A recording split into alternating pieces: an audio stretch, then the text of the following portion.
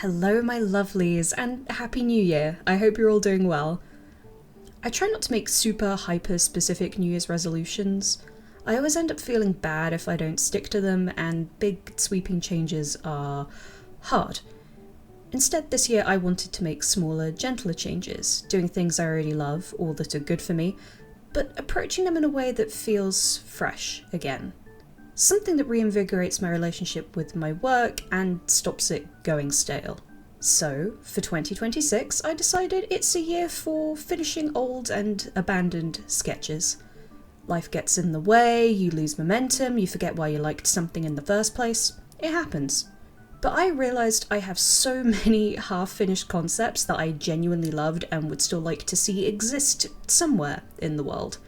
Doing the Chiron shorts back in October was actually a really nice reset for me. It reminded me that it's okay to experiment, to jump genres or styles when I'm feeling stuck, and to just have fun with it. So I guess my resolution is less about forcing productivity and more about taking pressure off. Combating perfectionism, giving some love to ideas that maybe didn't get a fair shot the first time around, and dragging rough pose sketches out of the archive to turn into fully finished works. Which brings me to today's video. Dispatch has taken over my life. I got the bug really badly. I love superhero media and I've been anticipating this game's release for over a year. I was initially worried it wouldn't get much fanfare on release, so I'm so glad it was a huge success. Games in this aesthetic genre that aren't DC or Marvel are actually pretty rare, and a lot of them don't quite scratch the itch for me. Capes didn't really land the way I personally hoped it would, so I'm still holding out on my dream for a XCOM meets superheroes game. Maybe one day. Games like Infamous obviously involve powers, but it doesn't really hit that bright, pulpy superhero tone that I sometimes really want to indulge in. Dispatch, though, completely nailed it for me. I'm not usually a big fan of the game's specific kind of gameplay and mechanics, but with the fun wrapper it has, it's still so much fun. Also, as a longtime fan of Bot Squad, I will never say no to her getting her flowers. I almost screamed when I found out she was in the game, as well as Joel Haver, a YouTuber and filmmaker who I just really have admired for years. That alone sold it to me, honestly. Call me a fangirl, it's true. So when I decided to design an original character for Dispatch, I fell off the rails of my superhero genre obsession/addiction and had way too many fun ideas. While brainstorming, I did pick up on a bit of a niche I could fill. While I really do love the cast of characters in Dispatch, I feel it very much fell into that classic trope where women, even the monstrous ones, are conventionally attractive. The male characters undeniably have a lot more variety in terms of body type than their female counterparts, which can sometimes get a little boring and samey when that sort of thing's done too frequently. So I wanted to do something that maybe pushed a bit further into odd or eerie territory for all my monster girlies. Eventually I fell back on something I'm a sucker for. Fish people. Little freaks. I love them. Orca and Lagoon Boy from DC, Ripjaws from Ben 10, Ape Sapien from Hellboy, The Asset from The Shape of Water, the list goes on. There's just something about the design language of these little aquatic humanoids that really works for me. I remember part of Guillermo del Toro's inspiration for The Shape of Water was allegedly him feeling bad for the creature from the Black Lagoon. And you know what, buddy? I'm right there with you. And that's how Flotsam, aka Wanda, came to be. Wanda is her civilian name, which she chose after a nickname she got from Animal Control, more on that later, in reference to the movie A Fish Called Wanda. She has not seen the movie, she has no idea what it's about, but people kept referencing it, so she assumed it was important and just committed to the name permanently. For her outfit, the general idea is that she can ditch the outer windbreaker entirely if she's doing anything underwater, as there's a practical wetsuit underneath. I originally envisioned her in more of a hoodie, but eventually pivoted to an oversized windbreaker instead. I just really liked the silhouette it gave her, this idea of her peering over the collar with a domed head. It strengthens the shape language a bit, but it also lets her hide her teeth, which I thought was an interesting visual choice and allows for a more extreme switch up when she reveals them for biting purposes. I really struggled to settle on colours at first, so I tried out a bunch of fun, campy, retro windbreaker palettes, which were very fun to look up. One thing I noticed while looking at Dispatch's designs is how much they rely on large blocks of colour. You can still add texture and variation, but you don't want things to get overly cluttered or complicated. Characters usually either have subtle variation within one main colour, like Golem, or just a couple of more complex areas, like Royd and his tattoos. This helped rein me in a bit and stop myself from over-rendering everything. And of course, she isn't just fish-shaped for fun, so let me tell you about her. In essence, she boils down to a strong little fish lady. A pitfall I see a lot of people make with most kinds of powered characters, including Dispatch OCs, is going very ham with how powerful they are. It's tempting to live a power fantasy, to pile ability on top of ability, but it's worth keeping in mind that most of the folks in Dispatch are very flawed, often under rather than overpowered, so I tried to keep that in mind. Wanda has aquatic mutant physiology, gills that allow her to breathe in both fresh and salt water, enhanced strength and durability, and a frankly terrifying bite thanks to her oversized jaws that can stretch. She also has excellent cold resistance thanks to the production of antifreeze proteins, or AFPs, a real feature found in some organisms such as Arctic fish, which helps prevent their blood freezing and crystallizing in sub-zero temperatures. And while she may be quite slow, dense, and clunky on land, she's a very fast and efficient swimmer. In terms of her backstory, let me tell you a little bit about it.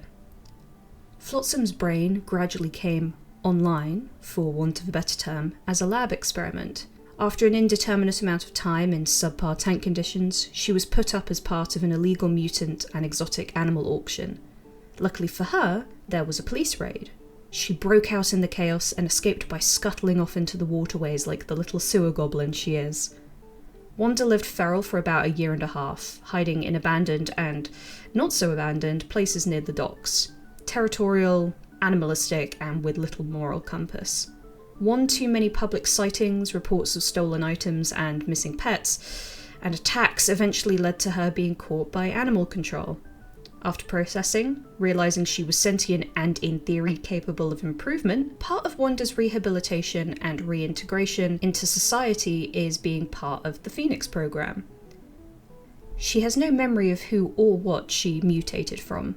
The way she looks at it, she either mutated from a fish and got the upgrade of a lifetime, or she mutated from a person and lost too much to worry herself thinking about. The current theory for those who have investigated is that she was being harvested for certain proteins and tissue samples, until the project was scrapped, with her sale being to recoup losses. Given that she picks up on a lot of foreign concepts very quickly in her few years of current memory, she's likely going off of old memories, which lends credence to the idea she probably used to be a human. Personality-wise, she's odd, sweet, and deeply earnest, but a complete beginner when it comes to any form of social etiquette. She desperately wants to make friends and connections with others, but this is frequently at odds with her more feral tendencies, her inability to pick up on subtle and not so subtle social cues, her lack of agency or complex planning, and her proclivity for jumping to destructive solutions when she is unsure of how best to proceed. One aspect of civilized life she has come to deeply love, however, is baking, which has helped her improve in a lot of areas, such as socializing and planning. She expresses affection through homemade goods, bringing bakes to work in labeled tins and Tupperwares.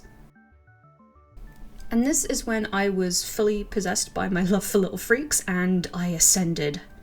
You see, I really liked the final design, but when I tried to turn it into a faux character splash screen just for fun, it felt a little static.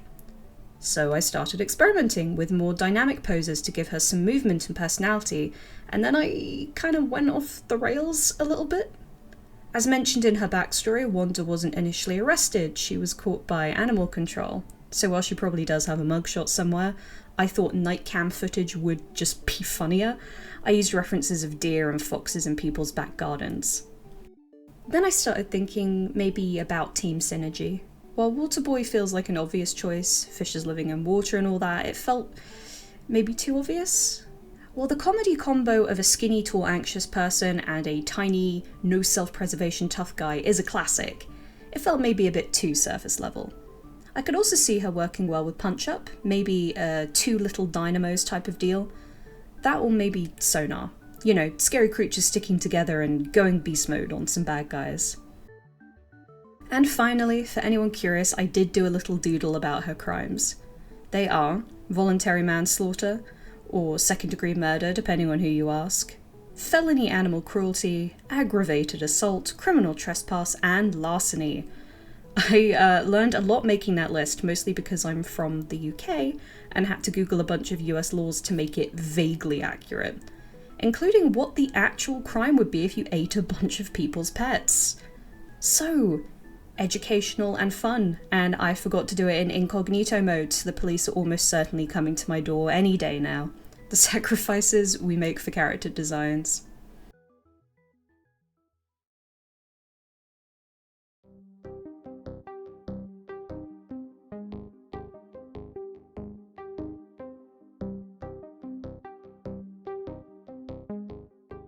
And that is all for today, my lovelies. This was a lot of fun. A silly and whimsical start to 2026, which I feel we could all benefit from. A special thanks to my Patreon supporters, who are the perfect start to every new year. They let me keep making fun things, and you can join them from around £1 a month if you fancy it. Have you been playing Dispatch? What do you think of it? Who's your favourite character? What do you think about the superhero genre in general? And what do you think of Flotsam? If you have any fun headcanons about synergy or silly hijinks, it doesn't matter what. I always love hearing your thoughts in the comments below if you have the time. And speaking of time, I will hopefully see all of you next time.